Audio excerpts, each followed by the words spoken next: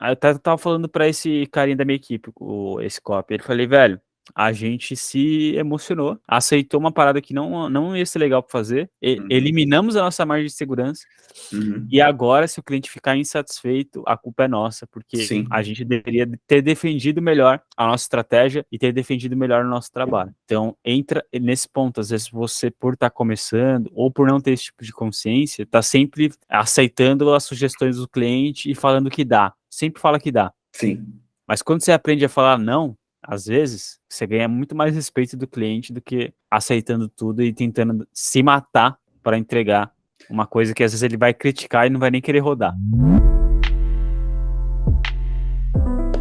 Trazendo um case real aqui, eu entrei para uma das maiores empresas de marketing esse ano.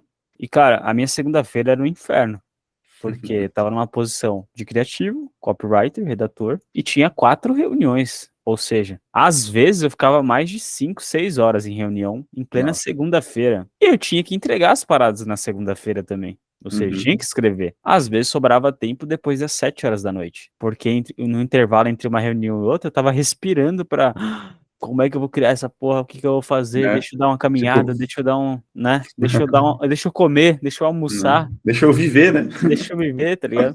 E era bizarro, por quê? Era cultural da empresa, né? E aí uma vez eu conversei com o head lá, daí ele falou assim, cara, você tá resistente. Eu falei assim, como assim? Você tem que aceitar que aqui vai ter sempre reunião e usar a reunião ao seu favor pra criar as paradas. E aí foi um puta insight legal, só Uhum. que isso não resolveu o problema de ter muitas reuniões, tá? Tipo, é difícil. Por mais que eu entrasse na reunião e falasse assim, galera, eu pensei nessa ideia de copy, alguém pode pensar numa ideia melhor, já ia escrevendo copy na reunião, eu sou o tipo de cara que não consegue ser tão versátil assim, porque se eu tô ouvindo algumas coisas, tô escrevendo, Uhum. isso me atrapalha. Como eu falei, eu Sim, sou auditivo. Se eu for ouvir alguma coisa enquanto eu sim. tô escrevendo, tem que ser uma coisa instrumental. Não Uhum. pode nem ter vocal, porque se tiver vocal, eu me perco no pensamento, tá ligado? É, na letra da parada, né? Me perco fácil. É super importante ter essa consciência, galera. Eu tô numa posição agora de, sei lá, ser um cara mais estratégico, trabalhar um pouco mais com gestão, delegar algumas paradas. E eu já percebi que a galera que tá lá comigo, às vezes pedem reunião, e eu fico pensando, cara, esse cara é criativo, ele tá pedindo reunião, que porra Uhum. é essa?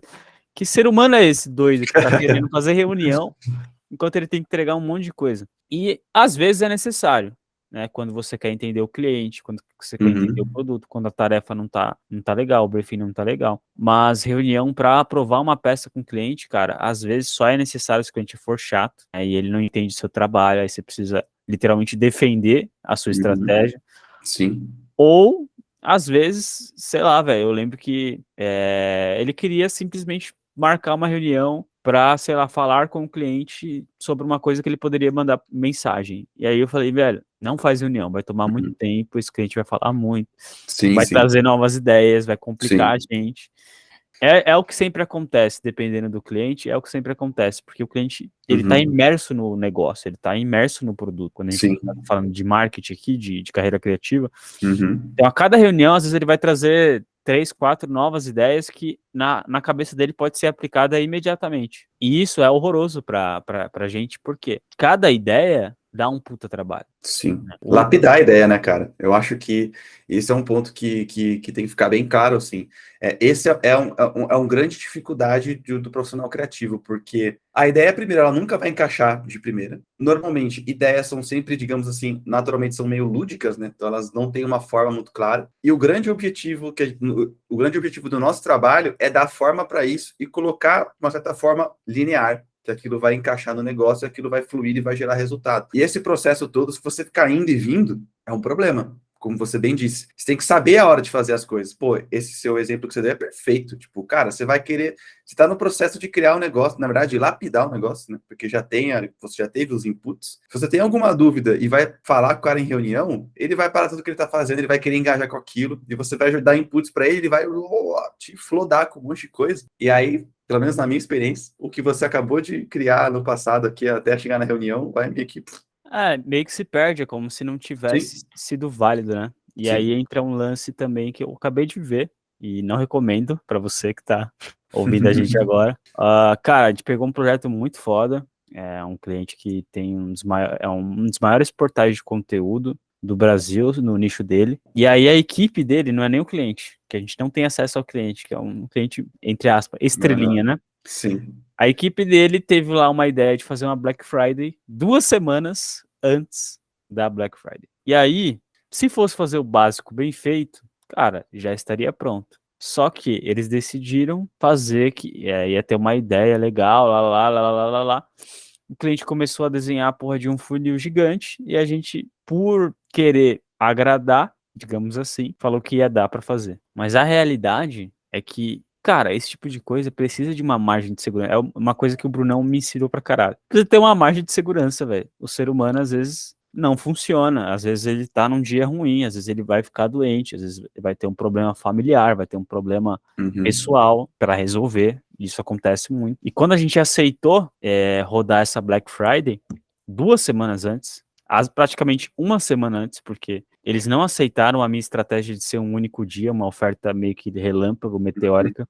Eles Sim. falaram, meu, a gente tem que vender o quanto antes, como se isso fosse bom. Estrategicamente falando, eu tentei vender a ideia de que, pô, um dia só ia gerar muito mais pressão e É. talvez até mais vendas. E aí acabou que, mesmo com várias pessoas envolvidas, mesmo com uma boa distribuição de tarefas, tem coisas que são dependentes uma da outra. Não tem como Sim. começar o design antes do copy estar pronto. Não tem como implementar a página antes do copy e do design estar pronto. Exatamente. E aí, cara, acabou que a gente entregou tudo, mas foi um pouquinho atrasado e eu tô com um pressentimento de que não vai ser grandes coisas, Uhum. mas poderia ter sido. Sim. Então, às vezes, galera, vale a pena você se posicionar e falar, ó, esse tipo de coisa não rola. O que a gente pode fazer é isso aqui, basicão, bem feito, que foi uma coisa que eu aprendi com um cara muito foda.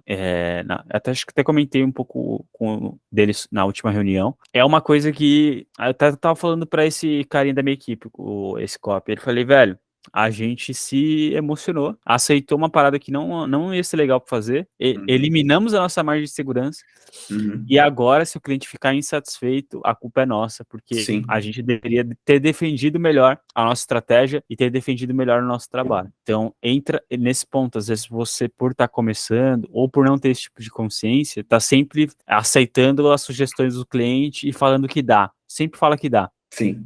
Mas quando você aprende a falar não, às vezes, você ganha muito mais respeito do cliente do que aceitando tudo e tentando se matar para entregar uma coisa que às vezes ele vai criticar e não vai nem querer rodar. Não, com E o certeza. maior risco de todos é não rodar, porque se você não rodar uma campanha, significa que não entrou dinheiro pro bolso dele, e não entrando dinheiro pro bolso dele significa que ele não vai ficar feliz em te pagar por isso. Uhum. E toda a expectativa que você criou para você e para ele cai por terra, né? Eu acho muito massa você falar essa questão da margem de segurança. E isso foi algo, cara, que eu digo assim, que hoje eu falo muito isso para as pessoas, e é algo que eu demorei para aprender, e quando eu aprendi foi algo doloroso de aceitar, sabe? De você cravar isso, digamos assim, na sua rotina num nível que você, toda vez que você tem a tentação de dizer sim de novo, você lembra de assim, cara, a minha margem de segurança está em X%. Tipo, se eu passar daqui, a chance de eu me ferrar é grande. E como bem você disse, cara, que quem tá no começo é foda.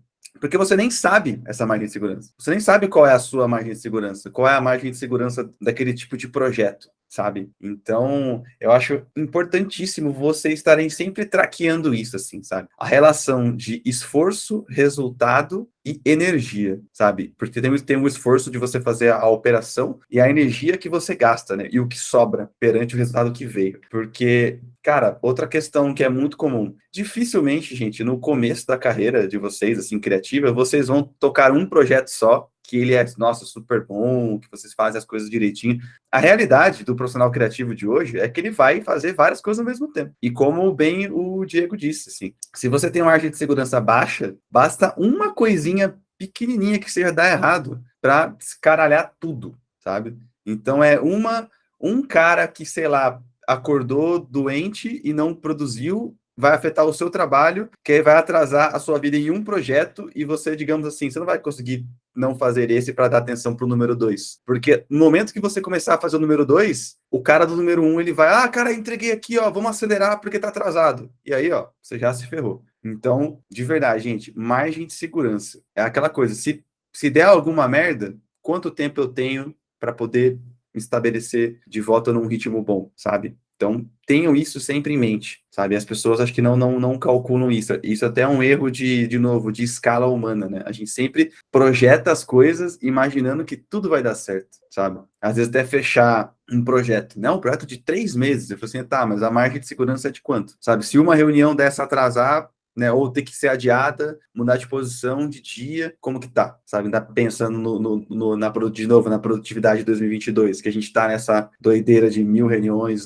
de vários projetos diferentes, na mesma semana, no mesmo dia, que sabe? Então, assim, reflitam sobre a margem de segurança de vocês. De novo, até puxando o gancho que eu falei lá no começo. Se alguma coisa dá errado, você tem que blocar aquilo em um tempo, uma janela de tempo que seria para outra coisa? Seria para você estar revisando, para você estar pensando, incubando uma ideia? Se os blocos de tempo estão começando a se encavalar, você já está errado. A sua margem de segurança já está baixíssima. Porque, de novo, numa dessa, se você não revisa, como o Diego falou, cara, vai entregar um negócio ruim, aquilo vai rodar, e quando estiver rodando, você vai perceber que está cheio de erro, a copy vai estar com erro, a arte vai estar errada, enfim. Isso quando roda, né? Porque o cliente provavelmente ele é um pouco mais preciosista. Então ele não Sim, vai querer rodar se tiver erro, ele não vai querer exatamente. rodar se o design estiver feio. Uhum. Cara,